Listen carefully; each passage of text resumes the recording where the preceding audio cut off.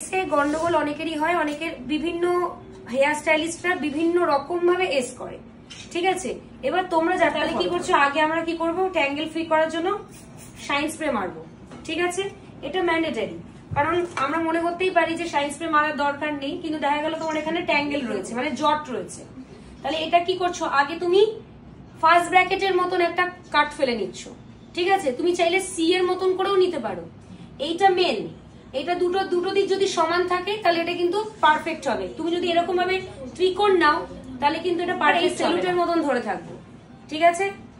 সেলুটের মতন করে ধরে থেকে আস্তে করে এটাকে ওচাবো, মানে উঁচুর দিকে তুলবো। তাহলে দেখো উঁচুর দিকে তুললাম, তোলাতে কি হলো, পজিশনটা দেখো ভি শেপের হলো, সুন্দর। এবার ঠিক তুড়ি মারার মতন করে, যেরকম করে যে তুড়ি মারে সেটাকে স্লোমো যেভাবে তুলবো তুড়িটাকে, সেই স্লোমো করে আমরা এইরকম ভাবে তুলবো। তাহলে দেখো কিভাবে তুলছি, হাত ফলো করো, আঙুল ফলো করো, আর আমার কথা কানে যেন যায়। দেখো এই, আর আমি কিন্তু এখানে হালকা রেখেছি ব্যাপারটা। এই অ্যাকর্ডিং টু ফেস তোমাকে ভাবতে হবে। যদি দেখো ফেস আমার লম্বা তাহলে বেশি উঁচুতে তুলবো না, ঠিক আছে। এখানে বোঝানোর জন্য আমি উঁচুতে তুলছি। আচ্ছা, তাহলে তুললাম, মোটামুটি উঠলো। এইবারে এটাকে কি করবো, আমার টাফট বা পি প্রফেশনাল দিয়ে করতে পারো। পি